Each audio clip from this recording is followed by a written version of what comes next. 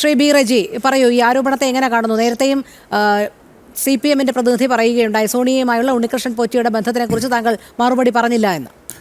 നോക്കൂ, VHPയുടെ പ്രതിനിധി അഡ്വക്കേറ്റ് അനിൽ വിളയിൽ അദ്ദേഹവും പറയുകയുണ്ടായി, സോണിയ ഗാന്ധിയെ ബന്ധപ്പെടുത്തുവാൻ വേണ്ടി ബോധപൂർവം ഇവർ രണ്ടുപേരും ശ്രമിക്കുന്നു. ശ്രീ VHPയുടെ ബഹുമാന്യനായ പ്രതിനിധിയോട് എനിക്ക് പറയാനുള്ളത്, ഈ കോൺഗ്രസ് മുക്ത ഭാരതം സൃഷ്ടിക്കാൻ വേണ്ടി കുറേ കാലമായി BJP കിടന്ന് പ്രവർത്തിക്കുകയാണ്. ഭരണം നിങ്ങളുടെ കയ്യിലാണ്, കുറേ അന്വേഷിച്ചല്ലോ.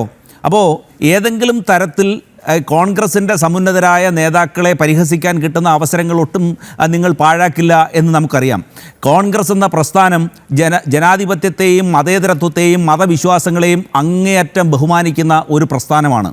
അപ്പം ഒരു പോറ്റി അദ്ദേഹം അന്നത്തെ ദേവസ്വം ബോർഡിൻ്റെ പ്രസിഡൻറ്റിനോടൊപ്പം അവിടെ എത്തിയെങ്കിൽ അത് ബഹുമാന പുരസ്സരം ആദരപൂർവ്വം സ്വീകരിച്ചിട്ടുണ്ടാവും, അതിലൊന്നും ഒരു തർക്കവുമില്ല. അപ്പോൾ അത്തരത്തിലുള്ള ഒരു കോൺഗ്രസിൻ്റെ പ്രസ്ഥാനത്തിൻ്റെ സമുന്നതയായ ഒരു നേതാവിനെ പരിഹസിക്കാൻ കിട്ടുന്ന അവസരത്തിന് ശരിക്കും പറഞ്ഞാൽ അത് നിങ്ങൾ സ്വയം വിലയിരുത്തുക. നമ്മുടെ ജനാധിപത്യ പ്രസ്ഥാനത്തിന് കൂട്ടുനിൽക്കുന്ന കാവലാളാണ് സോണിയാഗാന്ധി എന്ന് പറയുന്ന UPAയുടെ നേതാവ് എന്ന് നിങ്ങൾ മനസ്സിലാക്കണം. അപ്പോൾ ഇവിടെ നോക്കൂ, ഇവിടെ അതുപോലെ തന്നെ എന്താണ് നമ്മുടെ CPM-ൻ്റെ പ്രതിനിധി ശ്രീ രവിശങ്കർ അദ്ദേഹവും പറയുകയുണ്ടായി. ഇവിടെ നോക്കൂ, ഈ സ്വർണ്ണക്കൊള്ളയ്ക്ക് നേതൃത്വം നൽകിയത് അതിൽ ജയിലിൽ കിടക്കുന്ന 10 പേരും അതിലെ 3 പേര് CPM-ൻ്റെ സമുന്നതരായിട്ടുള്ള നേതാക്കളാണ്. അവർക്കെതിരെ നാളിതുവരെ CPM ഒരു നടപടിയെടുത്തിട്ടില്ല. എന്തുകൊണ്ട് നടപടിയെടുക്കുന്നില്ല? അപ്പോൾ അത് പാർട്ടി അറിഞ്ഞുകൊണ്ട് നടത്തിയ ഒരു കൊള്ളയാണെന്നല്ലേ നമ്മൾ ഇതിൽ നിന്ന് മനസ്സിലാക്കേണ്ടത്.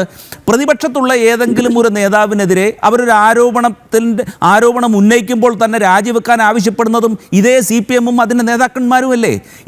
ഇവിടെ എത്ര ദിവസമായി അവർ ജയിലിൽ കിടക്കുന്നു, അവർക്കെതിരെ പാർട്ടി എന്തുകൊണ്ട് നടപടിയെടുക്കുന്നില്ല?